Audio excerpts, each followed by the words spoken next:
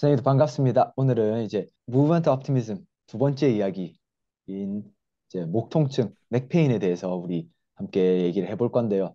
네, 저는 이제 물리치료사 겸 퍼스널 트레이너 송준형이고요. 저는 이제 건강지도라는 단체에서 허리 통증을 주제로 강의를 하고 있는 물리치료사 장윤규라고 합니다. 네, 감사합니다. 그리고 이번에는 또 넥페인에 엄청난 이제 전문가를 모셨습니다. 우리 승민 선생님 한번 소개 부탁드리겠습니다.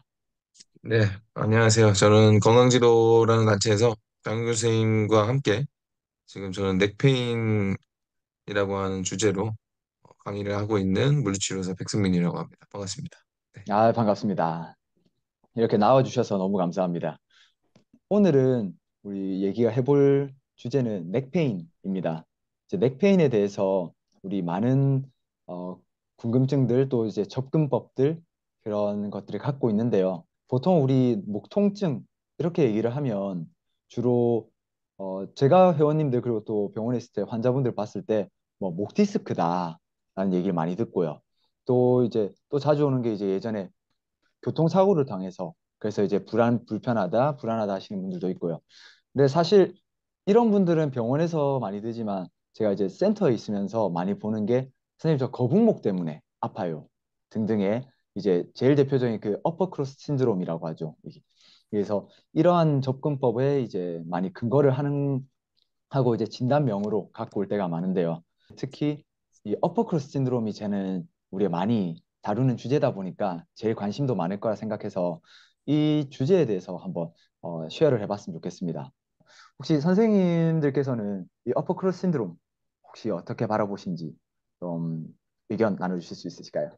음, 저도 완전히 이제 이 일을 시작한 지 얼마 안 됐을 때는 그 양다의 근육 불균형에 되게 빠져 있었거든요. 사실 빠져 있다기보다는 고려할 수 있는 능력이 그밖에 없어서 음, 이제 그런 체형으로 뭐 어퍼크로스 신드롬을 대해서 이제 얘기를 했었는데 그 당시만 해도 환자분들한테 다 자세 때문에 목이 아픈 거라고 설명했었던 것 같아요, 사실. 음.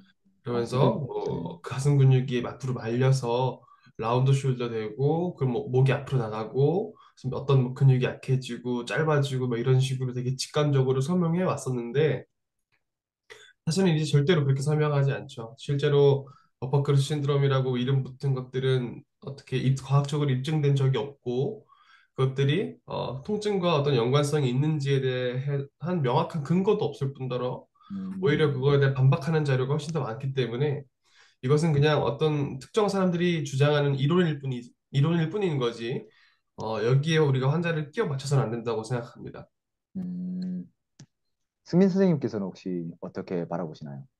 이 용기쌤이 말씀하셨던 부분이랑 좀 연결해서 저도 그렇게 설명을 했었던 과거가 있었는데, 근데 우리가 이제 생각을 해봐야 될 거는 이제 증후군이라는 표현이 어떤 부분에서는 굉장히 좀 무책임한 표현일 수도 있다라는 거거든요. 그러니까 음, 사실 그러니까 우리가 사실 어떤 절차를 보면 환자의 상태를 두고 이야기할 때 절차를 두고 보면 특이적인 그러니까 뭔가 스페시픽한 이 환자의 문제가 비교적 명징한 원인이 보여지는 부분들에 음, 가까운 부분들을 먼저 소거해 나가고 우리가 그럼에도 불구하고 명징하다라고 표현하기 어려울 때 근데 그런 공통된 특징들이 환자들에게 보여질 때, 양상들이 보여질 때, 우리는 이제 소위 증후군이라는 표현들을 이제 쓰는 경향이 있죠. 근데 사실 그 어퍼크로스 신드롬 같은 경우에도 사실 그런 뭐 생체 역학적인 거 뭐 그런 거 다 떼고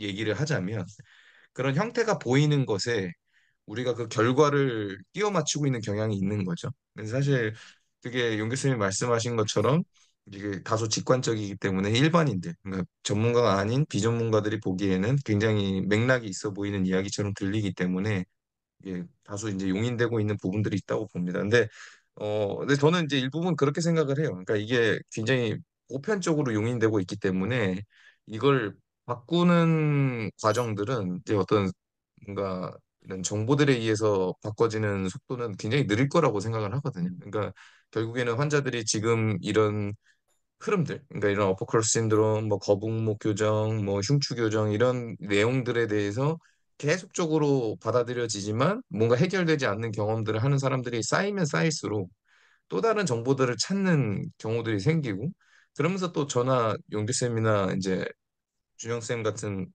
분들에게 이제 찾아오게 되겠거든요. 네, 그런 경우가 생기면은 자연스럽게 이런 흐름들이 저는 변화해 간다라고 생각을 해요. 그래서 음, 신드롬은 다소 어떻게 보면 내가 그 원인을 찾지 못한 거에 대해 이제 어떤 도피성의 음.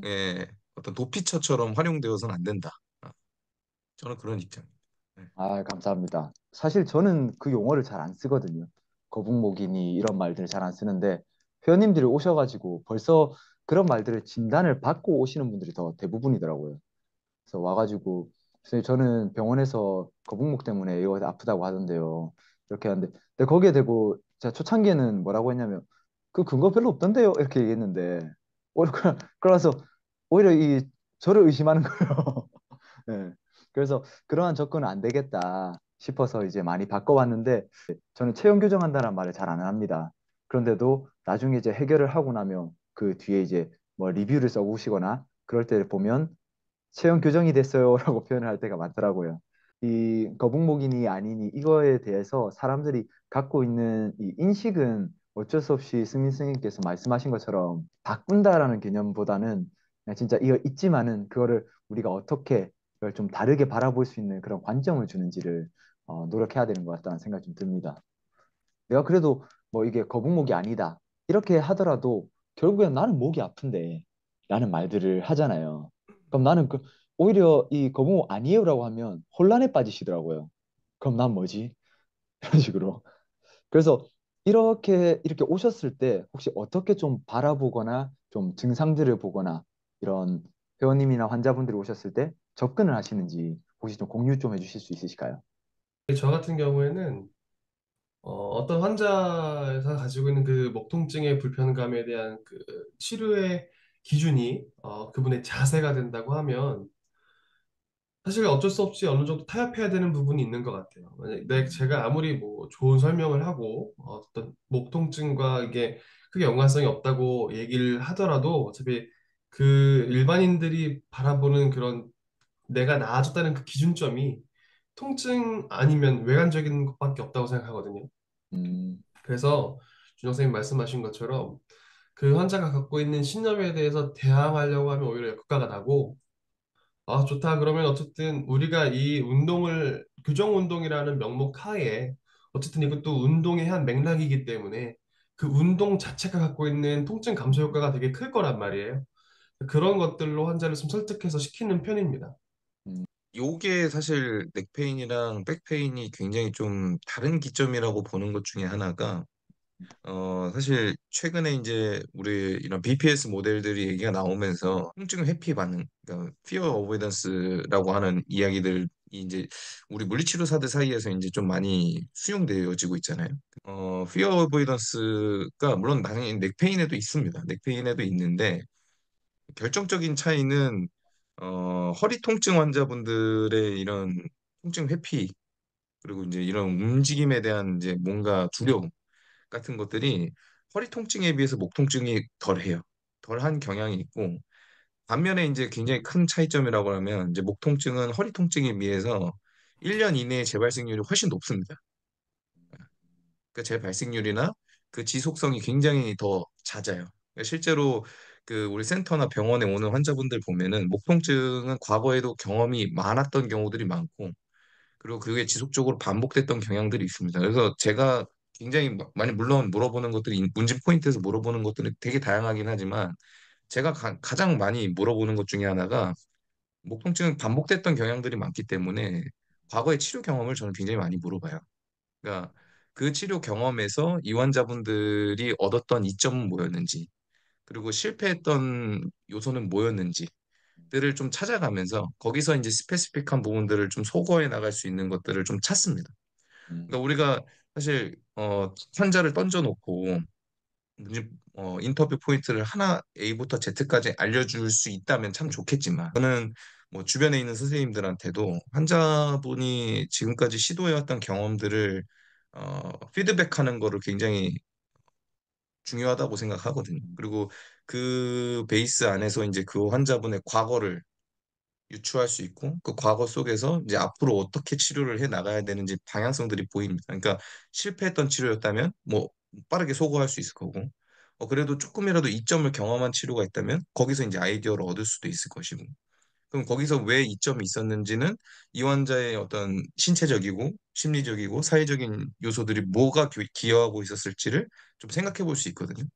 그래서 저는 그 과거의 치료 경험에 대한 질문들을 굉장히 많이 하고 거기서 소거를 하고 음, 취할 수 있는 거는 취하고 이런 식으로 좀 치료를 쌓아가는 음, 경향이 있는 것 같습니다. 그래서 그런 부분들 음, 환자분의 경험을 경험 안에서 이제 저는 쌓아간다. 음. 환자분들이 지금 이걸 보고 있다라고 쳤을 때 내가 목이 아픈데 그럼 나는 뭘 해야 되지? 라고 나는 접근법에서는 어떤 걸 한번 고려해 보세요라고 말씀하실 수 있으실까요? 저 지금 같은 경우에는 만약에 이 팟캐스트를 보고 계신 환자분이 계시다면 음, 일단 자세부터 신경 쓰지 말라고 말씀드리고 싶어요. 아, 일단 신경 쓰지 말라. 네, 목 통증과 여러분의 그런 어떤 잘못된 자세랑은 거의 상관관계가 없다고 봐도 무방할 정도로 거의 연관성이 없기 때문에 일단 내가 이 통증이 어떤 자세부터 기인됐다는 그 신념 자체가 아플 때마다 자꾸 자세를 신경 쓰게 될 거예요. 그러면 그 뭔가 과도한 집중이나 불필요한 그런 투자들이 오히려 더 통증을 증폭시킬 수 있기 때문에 만약에 가장 먼저 뭘 해야 되냐고 여쭤보신다면 일단 그냥 자세부터 신경 쓰지 마셔라 하고 싶습니다. 음, 예, 저라면 환자분한테 이걸 보고 있는 환자분들한테 좀 뭔가 생각할 수 있는 질문들을 좀 던져주고 싶어요. 첫 번째 질문은 어, 우리가 보편적으로 수용되고 있는 좋은 자세라고 하는 거, 바른 자세라고 하는 것들이 주변에 있는 사람들을 봤을 때 얼만큼 지켜지고 있는가를 한번 어, 먼저 보셨으면 좋겠다. 그러니까 우리가 흔히 말하는 정렬에 가까운 목의 형태를 가진 사람들이 주변을 우리가 돌이켜 봤을 때 얼만큼 그런 사람들이 존재하는가, 첫 번째. 그리고 두 번째, 어, 아마도 환자분들이 공감할 겁니다. 그런 자세를 갖고 있는 사람들이 훨씬 더 적다라는 걸 아마 음, 환자분들도 공감하실 거예요.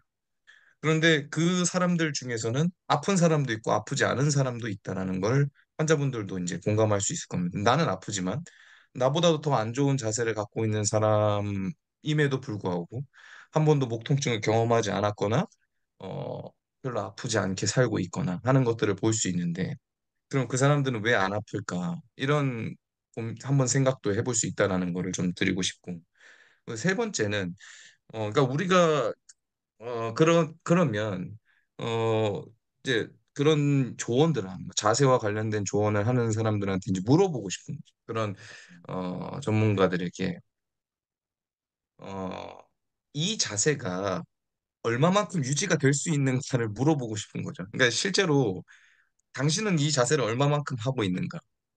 그러니까 아, 제가 환자분들한테도 농담식으로 이야기를 하는 것들 중에 하나가 원장님과 진료를 볼 때 원장님의 자세는 어떻던가요? 라는 질문을 던질 때도 있거든요. 근데 이제 환자분들이 웃죠. 음, 그러니까 저는 사실 그 자세에 대한 신념을 조정하려는 것보다는 환자분한테 생각할 수 있는 기회를 드려요. 음, 그러니까 그 이제 자세에 대한 강한 신념을 갖고 있다면 이제 치료를 진행하면서 혹은 이제 센터에서 고객을 상대하면서 여러 세션을 거치면서 만나지 않습니까? 근데 네, 그러다 보면 이제 자연스럽게 이제 우리가 의사소통을 하게 되고 그 과정에서 저는 질문을 던지죠.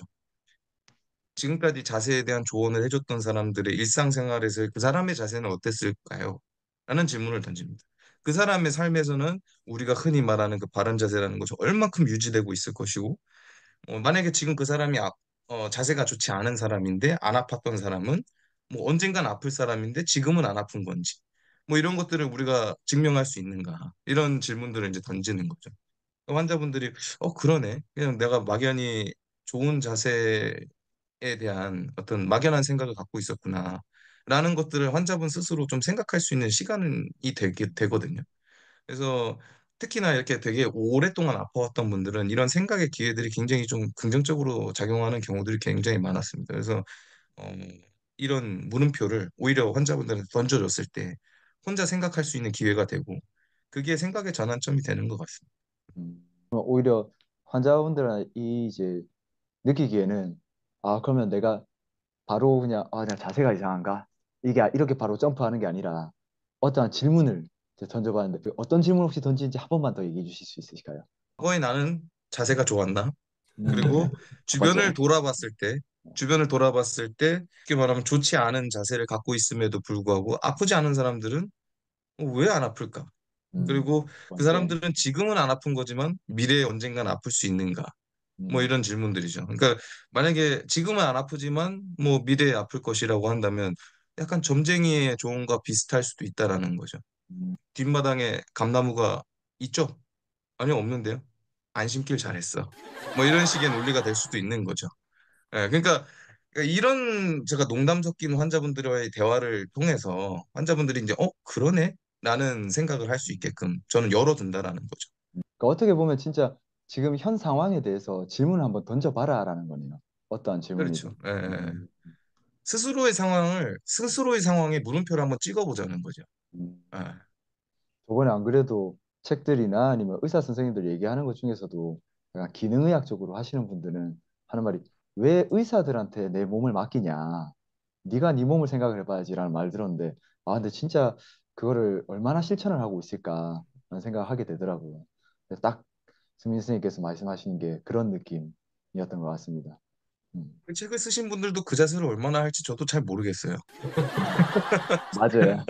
예. 그래서 저도 사실 회원님들한테 얘기할 때 자세 때문에 그런 거 아니냐 이러면 저도 원래라면 이제 프로그래머였기 때문에 한 6년 정도 프로그래머 생활을 했기 때문에 자세는 완벽한 거북입니다. 그런데 저는 전혀 그 오래 오래 이러고 있으면 당연히 뻐근하고 이런 건 있어도요. 그럴 때 그 신호가 왔을 때 이게 변형을 시켜줬을 때는 사실 괜찮고 그럴 때가 안 아플 때가 사실 더 많거든요. 그래서 그 예시 저는 제 자신을 예시를 많이 들면서 해주고 그러고 이제 회원님들한테 아픈 거 얼마나 걸리는지 한번 확인해 봐라. 그 느낌 나면 바로 자세 한번 바꿔보세요. 이러면 저는 뭐 딱히 손을 대지도 않았고 뭔가 도수를 한 것도 아니고 뭐 매니플레이션을 한 게 없었지만은 회원님들이 요새 목이 안 아프네요라는 말을 하시더라고요. 그러니까 진짜 자세적인 접근에 대해서도 저도 이 우먼 옵티미즘을 모를 때도 이게 뭔가 이상하다라는 생각을 많이 했었고 일단 제 자신을 봐서 왜 나는 거북목인데 안 아프지라는 생각을 많이 했던 것 같아요. 네. 그래서 어퍼크로스 신드롬이 저한테는 적용이 안 돼서 솔직히 서운했었거든요. 옛날에는. 근데 이제는 좋더라고요. 좋은 예시가 됐습니다. 사람들은 그런 질 좋은 연구들이나 근거들에 대해서 뭔가 마음이 움직이는 것보다는 음, 뭔가 어떤 주변에 어떤 내가 쉽게 경험할 수 있는 사례들이나 음, 공감할 수 있는 사례들에서 생각할 거리를 던져주면 그게 더 깊게 몰입하는 경향이 있는 것 같습니다. 물론 이제 우리처럼 이제 전문가들은 이제 이런 어떤 근거들을 가지고 이야기를 하고 토론을 했을 때 또 유의미한 결과를 얻을 수도 있지만 사실 대다수의 일반인들은 이제 그런 어떤 연구 결과들에 대해서 그렇게 진지하게 생각하지 않는 경향이 있거든요. 그래서 음, 사실 그것보다는 우리가 일상에서 경험할 수 있는 그런 예시들을 통해서 납득시킬 수 있다면은 굉장히 좋은 음. 방식인 것 같습니다. 혹시라도 이제 예. 뭐 이 팟캐스트를 듣게 될 음, 뭐 트레이너 선생님들이나 뭐 음. 필라테스 강사님들이나 혹은 물리치료 사람들한테 한마디씩만 좀 드리고 싶은 게 있는데 네네. 만약에 여러분이 내 환자에게 그 어떤 자세가 통증의 원인이라고 설명을 하셨다면 좀 곰곰이 한 가지 질문을 좀 본인에게 좀 적용해 봤으면 좋겠어요.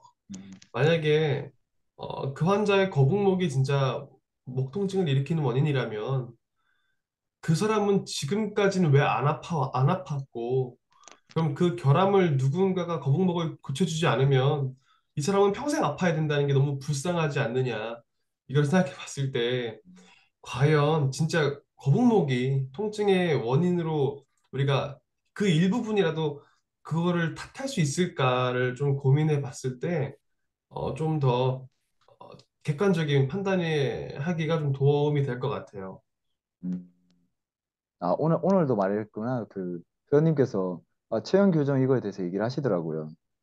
근데 만약에 그 채용 교정이 그렇게 짝짝짝 될 거였으면 왜 아직까지 척추측만증이 안 났냐라고 저는 얘기를 하거든요. 척추측만증이 유일하게 안 잡히는 거 가봐요. 희한하게. 근데 그런 요소들을 봤을 때 그, 그냥 우리가 딱 보여지기에 이제 잘 잡는 것들 그런 것들만 보면서 우리가 또 그 좀 거기에 얽매이지 않았을까.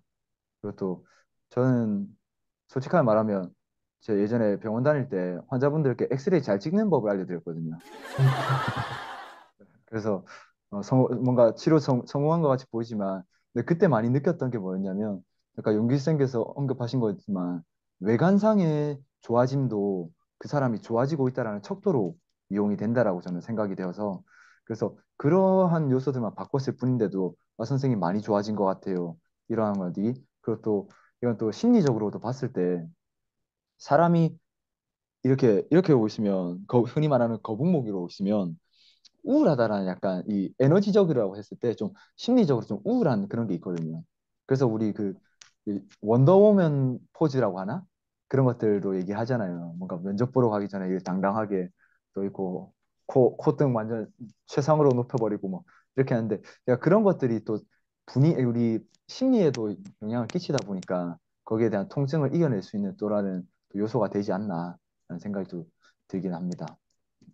이제 그런 게 있습니다. 그러니까 네네. 실제로 이제 그 이제 우리 APCH라고 해서 이제 네. 미국의 이제 행동심리학에 대한 이제 저널이 있어요. 사실 그래서 사실 그 부분들이 이제 실제로 물리치료계와 굉장히 연동되는 연구들이 꽤 많습니다. 행동 음, 심리를 하시는 분들 중에서 왜냐하면 실제로 이제 물리적인 행동과 어떤 심리적인 어떤 현상을 연결지어서 생각하는 어떤 한 분파이기 때문에 심리학 안에서도 그래서 물리치료와 관련된 이제 연구자들 사이에서 이제 굉장히 다학제적으로 같이 연구가 진행되는 경향이 있는데 사실 굉장히 좀 재밌는 거는 그 스님께서 방금 그 준혁 쌤께서 말씀해 주신 것처럼 사실 자세와 심리적인 현상은 굉장히 인과는 아니지만 깊은 상관관계를 갖습니다. 그러니까 실제로 우울한 사람이 어떤 우리가 흔히 말하는 수축한 그런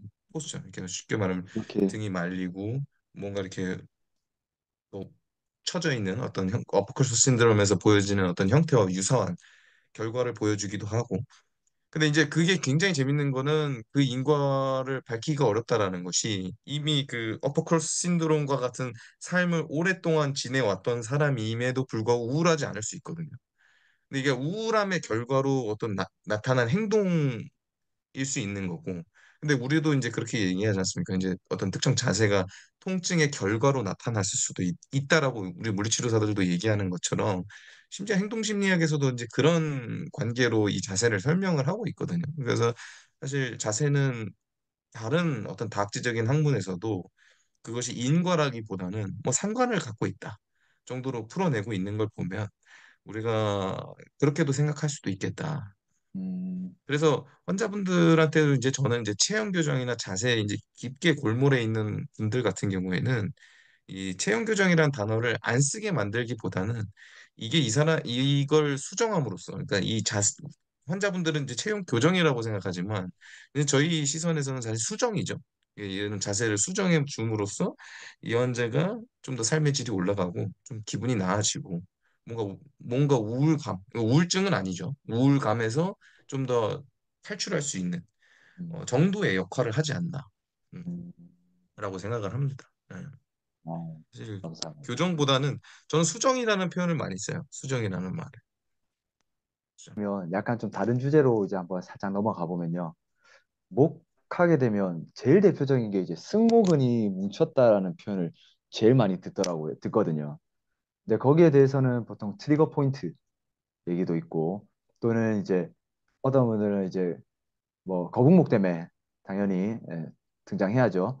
거북목 때문에 목이 여기가 이제 승모근에 힘이 많이 줘서 그렇다 등등의 이제 의견도 있고 한데요. 또 뭐 스트레스 많이 받고 그러면 이제 또 여기 또 긴장해서 이렇게 올라간다 등의 얘기를 하는데 이 승모근에 대해서 많은 분들이 이 심지어 이거는 일반인들도 많이 알더라고요. 승모근 이라면 상부, 중부, 하부분 있는 걸 모르는데 그냥 승모근이라면 상부 여기만 다 있는 줄 알고 있을 정도로 대명사가 되어버렸는데 혹시 이 승모근 빡빡해지고 요거에 대해서는 혹시 좀 어떻게 좀 바라보시는지. 아, 승모근이 음, 딱딱하다고 말하죠, 환자분들은. 맞습니다. 실제로 근데 뭐 몇 가지 경우를 제외하고는 아프다고 더 딱딱해지진 않고요. 음, 그 최근에 어떤 연구가 나왔는데 그 스티프니스라고 하는 단어를 환자들이 언제 사용하냐면 진짜로 근육이 뻣뻣해졌을 때 사용하는 게 아니라 뭔가 불편했을 때 스티프니스라고 얘기를 한다고 합니다. 그러니까 음, 뻣뻣해져서 아픈 게 아니라 아프니까 주관적인 필링으로 그거를 뻣뻣하다고 느끼는 걸 가능성이 굉장히 높고 음, 그다음에 실제로 환자랑 환자가 아닌 사람이랑 승모근의 강도를 측정해 봤을 때 실제로 그 차이가 없었어요. 그 음, 얘기는 승모근이 딱딱해지는 게 어떤 통증의 원인은 아닐 거란 얘기인 거고 또 일부분에서는 또 그럴 수 있어요. 뭐 디스크나 혹은 뒤에 후관절에 뭐 뭔가 문제가 생겨갖고 머슬 가딩이 좀 생길 수 있어요. 그 음, 조직을 보호하기 위한 일종의 방어 기제로 실제로 객관적으로 좀 뻣뻣해질 수는 있지만 어쨌든 두 경우 다 이 뻣뻣해지는 것은 그 통증의 원인이 아니라 결과일 가능성이 굉장히 높아지는 거고 우리가 이 뻣뻣함을 뭔가 도수 치료나 어떤 운동을 통해서 해결해 줄 수는 있지만 그게 근본적인 어떤 원인을 해결하는 것은 아닐 거예요. 근데 대신 그 과정에서 오는 여러 가지 맥락상 이 환자분의 통증을 좀 줄이는데 도움이 될 수 있을 뿐이지 음. 이 팟캐스트를 듣고 계신 많은 선생님들이나 환자분들께서는 승모근을 백날 열심히 풀어봤자 크게 의미가 없을 가능성이 좀 높습니다. 그래서 음. 이거는 어떤 통증의 결과로 보시면 좋을 것 같고, 이거를 더 부드럽게 하려는 시도들은 물론 좋지만, 여기에 너무 목매이지 않으셨으면 좋겠어요. 요즘에 그러니까 대해서. 사실 이제 용규 쌤이 지금 제가 할 얘기를 다 해버리셨는데 제가 좀 첨언을 하자면 사실 음, 어떤 용규 쌤께서 말씀해 주신 것처럼 어떤 특정 질환에 의해서나 어떤 맥락상의 어떤 이유들 때문에 결과적으로 이제 뻣뻣해짐을 느낄 수 있습니다. 그리고 이 두통 저는 이제 사실 특히 센터나 병원에서도 이제 많이 보게 되는 환자분들 중에 하나가 사실 굉장히 만성적인 환자분들 중에서는 이제 편두통 환자분들이 있죠. 근데 맞아요, 맞아요. 편두통 환자분들 같은 경우에는 어떤 전조 증상의 하나로 이 목의 뻣뻣함을 느끼는 경우들이 굉장히 많습니다. 그래서 사실 이런 경우에는요, 어, 사실 우리 센터에 있는 트레이너나 물리치료사 외에 다른 다학제적인 도움이 반드시 같이 필요해요. 사실 음, 왜냐면 이 영역은 다른 어떤 전정기관의 영향에서도 이 증상의 결과들로 나타날 수도 있거든요.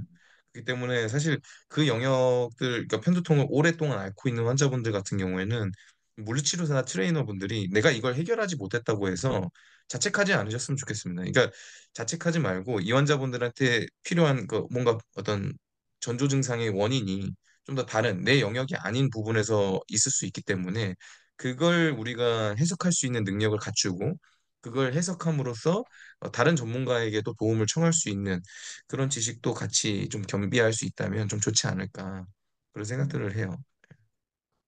그러면 그 전조 증상으로서 이제 나타난다면 이런 저런 용기 선생님께서 말씀하셨던 이런 여러한 방법들을 이제 해보고 그런데도 이제 나아짐이 없다. 그러면 이제 그런 전조 증상으로 봐도 될까요? 그렇죠. 그러니까 그래서 제가 어떤 치료 경험에 대해서 환자분들이나 어 환자분들께 많이 물어보는 이유가 사실 이건 트레이너분들도 저는 다르지 않다고 봅니다. 그러니까 그 센터에 찾아온 고객이 뭐 오랫동안 편두통을 앓고 있던 분이라면은 그동안 시도해왔던 것도 굉장히 많을 거예요. 음, 그 시도해왔던 부분들에서 실패했던 것들이 더 많을 겁니다. 만약 특히나 다른 영역에서의 문제들이 있었다고 한다면 그렇다면 우리가 더 의심해 봐야겠죠. 음, 뭔가 우리가 이런 근골격계적인 어떤 문제에 의해서 지금 이런 결과들이 계속 나타나고 있다라기보다는 왜냐면 만약 근골격계적인 문제였다면 우리가 지금까지 시도했던 트레이너분들이 시도하시고 계신 운동이나 물리치료사들이 하고 있는 도수치료나 어떤 운동치료적인 접근들이 만약 실패를 계속 반복하고 있다면 뭔가 다른 영역에서의 문제일 가능성이 굉장히 높아지거든요. 그래서 우리가 환자분들한테 치료 경험을 물어봐야 하는 뭐 가장 큰 이유 중에 하나라고 저는 생각을 합니다. 그래서 그러한 요소들을 좀 다 진짜 다양하게 좀 보면서 그냥 이랬으니까 이렇다. 사실 사람의 몸을 다루는 사람으로서 이 A는 B다. 뭐 플로우 차트 우리 제일 좋아하는 거잖아요. 근데 플로우 그렇죠. 차트가 있지는 않은 것 같습니다. 진짜. 그러니까 그 용기쌤께서 글을 쓰신 것처럼 N은 원이다라는 그 글이 굉장히 좋은 글이거든요. 사실. 음, 근데 모든 사람은 각각 다 다르잖아요. 근데 맞습니다. 그런 플로우 차트를 이제 마치 공식화시킬 수 있는 플로우 차트를 원하니까 사실 그건 전문가들도 원하지만 환자들도 원하는 거다 맞습니다. 보니까 참 어려운 일이죠. 항상 한 가지 치료가 모든 사람을 낫을 수 없다라는 얘기가 제일 먼저 나오는데 그거를 사실 안타깝지만 전문가들도 그걸 있는 것 같다는 생각도 많이 하는 것 같습니다. 그러니까 환자와 같아지면 안 되는데. 네. 그래서 네, 그러면 우리 다음 주제를 좀 갖고 와고 싶은 게 이 TOS에 관련해서는 혹시 어떻게 좀 접근하시는 게 있으신지.